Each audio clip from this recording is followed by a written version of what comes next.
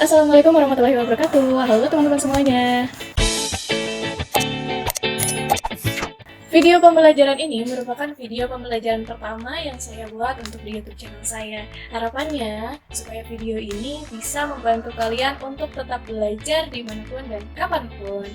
Oke, di video kali ini saya mau bahas materi tentang induksi matematika kelas 11. Nah, sebelum masuk ke intinya, kita harus tahu materi penghantarnya nih. Ada notasi sigma. Sigma di sini pasti teman-teman sudah pada tahu ya, artinya yaitu penjumlahan. Simbolnya seperti ini.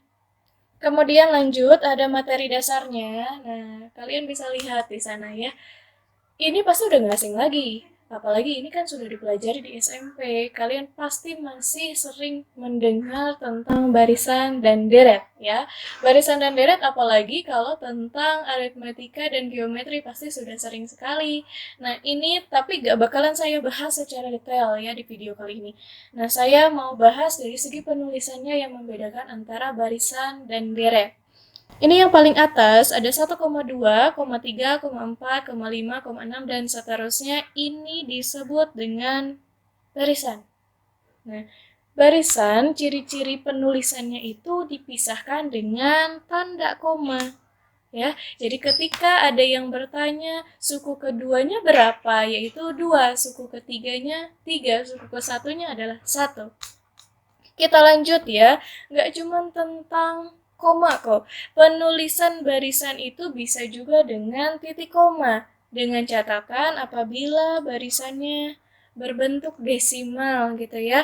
Jadi untuk memisahkan antara sukunya kita bisa menulis dengan titik koma. Sehingga kalau dari barisan yang ini nih ada 1,2, titik koma 2,2, titik koma 3,2, begitu ditanyakan suku keduanya kalian harus bisa menjawab yaitu 2,2. Jangan sampai kalian masih memikirkan bahwa oh dipisahkan dengan tanda koma, jadi suku keduanya adalah angka 2. Tidak teman-teman ya, di sini ada titik koma artinya pemisahnya itu setiap sukunya itu dengan titik koma gitu. Ini suku ke-1, ini suku kedua, ini suku ketiga. Lanjut lagi untuk yang di bawahnya itu ada 1 ditambah 2 ditambah 3 dan seterusnya ini disebut dengan deret. Nah, ciri-ciri dari penulisan deret yaitu setiap suku bilangannya dipisahkan oleh tanda tambah atau operasi penjumlahan kayak begini. Nah, ini U1-nya itu adalah 1, U2-nya adalah 2, U3-nya adalah 3, dan seterusnya. Teman-teman juga pasti sering menemukan ada yang dipisahkan dengan pengurangan. Gitu ya. Contohnya begini. Ada 1 dikurangi 2, dikurangi 3, dikurangi 4, dan seterusnya. Ini juga masih termasuk deret kok. Karena penulisan aslinya adalah 1 ditambah negatif 2, ditambah negatif 3, ditambah negatif 4. Sehingga kalau misalkan ada yang bertanya, suku keduanya adalah jangan menyebutkan 2. Tapi kalian harus bilang bahwa suku keduanya adalah negatif 2 gitu dan seterusnya ya. Suku ketiganya adalah negatif 3, suku keempatnya negatif 4. Oke, kita lanjut ke contohnya. Tentukan jumlah dari deret 1 ditambah 2 ditambah 3 ditambah 4 ditambah 5. Penyelesaiannya biasa saja ya, kalian tinggal jumlahkan saja semuanya. 1 tambah 2, 3, 3 tambah 3, 6, dan seterusnya sampai kalian mendapatkan jawaban 21. Oke, ini kan kita lagi bahas tentang notasi sigma nih. Lalu apa hubungannya nih dengan contoh soal yang tadi? Ada hubungannya kok. Nah, penulisan ini bisa kita ganti atau bisa kita ubah dengan bentuk notasi sigma. Tapi kita harus tahu dulu nih bentuk umumnya. Ada bentuk umumnya, saya bacakan dulu ya. Sigma AI untuk I sama dengan 1 sampai N. I yang di bawah ini nih, ini disebut dengan batas bawah. Kemudian N yang ada di atas ini disebut dengan batas atas. Oke, maksudnya apa? Coba perhatikan teman-teman, di sini ada AI. I ini harus kita substitusikan dengan angka 1 sampai dengan N. Gitu ya, sehingga bentuk umumnya sama dengan A1 ditambah A2 ditambah A3 sampai ditambah AN. Karena terakhir pemerintahannya itu batas atasnya adalah N.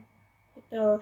Nah, batas atas ini untuk menentukan berapa banyak suku bilangan yang harus kita jumlahkan. Gitu. Untuk lebih lanjut, kita balik lagi ke yang tadi nih.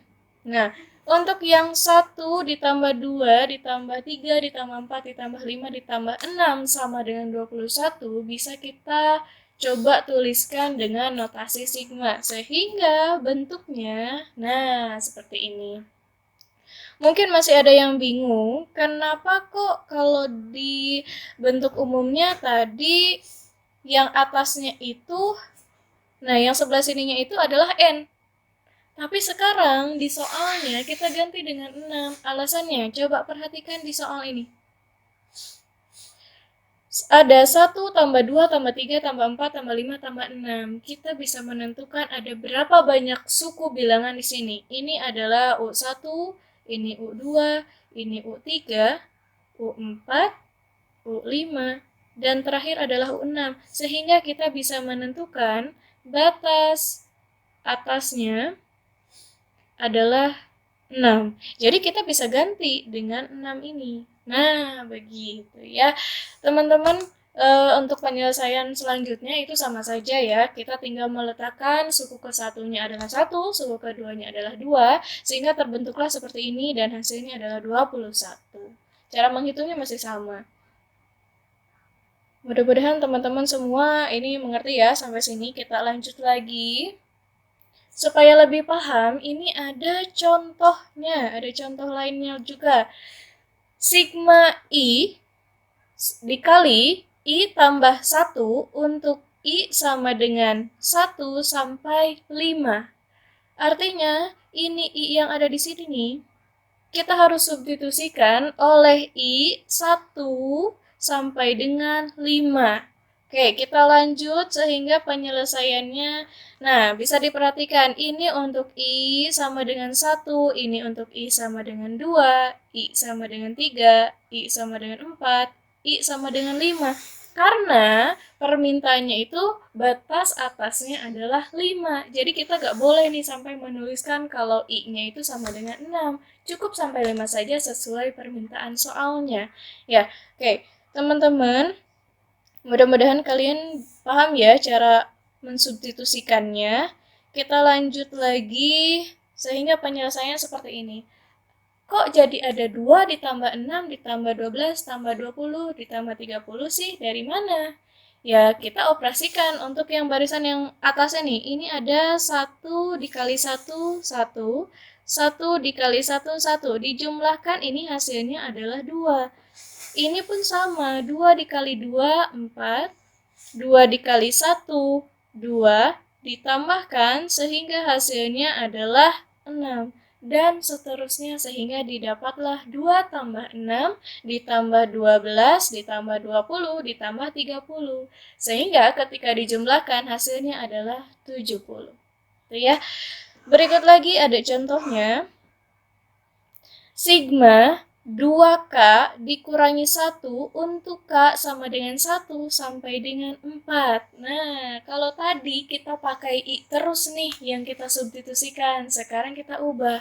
Jadi, teman-teman ini karena di sininya dia permintaan variabelnya adalah K, maka batas bawahnya juga akan berubah menjadi K sama dengan. Sehingga kalau kalian misalkan menemukan soal variabelnya adalah M, batas bawahnya pun akan berubah jadi M sama dengan itu ya. Oke, pengerjaannya masih sama. Kita harus substitusikan nilai K sama dengan 1 sampai dengan K sama dengan 4 terhadap 2K dikurangi 1. Sehingga hasilnya, nah, jadi seperti ini ya. Ini K-nya kita ganti. Ini K sama dengan 1, ini K sama dengan 2, K sama dengan 3, K sama dengan 4. Karena batas atasnya itu meminta sampai 4. Oke. Sehingga hasil yang kita temui, ini kan 2 dikali 1, 2 dikurangi dengan 1, hasilnya adalah 1. Coba kita cek hasil penyelesaiannya. Nah, ternyata benar ya. Sama dengan 1 ditambah 3 ditambah 5 ditambah 7. Jadi penyelesaiannya seperti itu. Hasilnya adalah 16. Nah, untuk sekedar informasi, mungkin ada hubungannya, pasti ada hubungannya sih dengan barisan dan deret yang ada di SMP. Jadi ini itu AI di sini nih, kemudian ini bisa kita sebut dengan rumus UN-nya. Jadi rumus UN sesuai dengan yang ada di soalnya atau permintaan dari soalnya gitu ya. Kemudian kita lanjut lagi.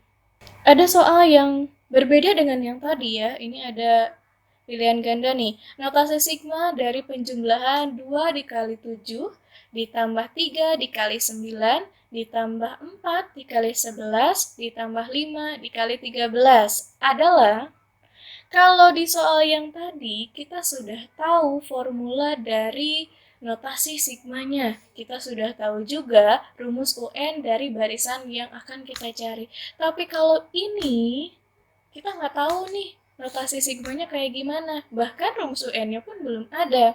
Sehingga yang pertama kali harus kalian ingat adalah, lihat, kita fokus ke sini. Nah, tadi deret itu dipisahkan oleh operasi penjumlahan, sehingga kalian nggak boleh keliru nih di sini di soal ini. Jangan sampai perkalian ini disebut untuk pemisah setiap suku bilangannya. Bukan ya, teman-teman, ini itu tetap pemisahnya adalah penjumlahan. Sehingga kalau misalkan ditanya suku kesatunya berapa, ya ini 2 dikali 7, ini adalah U1, ini U2-nya, ini U3, ini U4-nya. Oke, udah tahu nih sampai U4, sehingga kita bisa menentukan bahwa batas atasnya yaitu 4 dari sini. Nah, kita coba cek di optionnya langsung ya, mana yang terdapat batas atasnya itu adalah 4. Berarti hanya option A dan option D. Sehingga yang lainnya optionnya tentu jawabannya salah.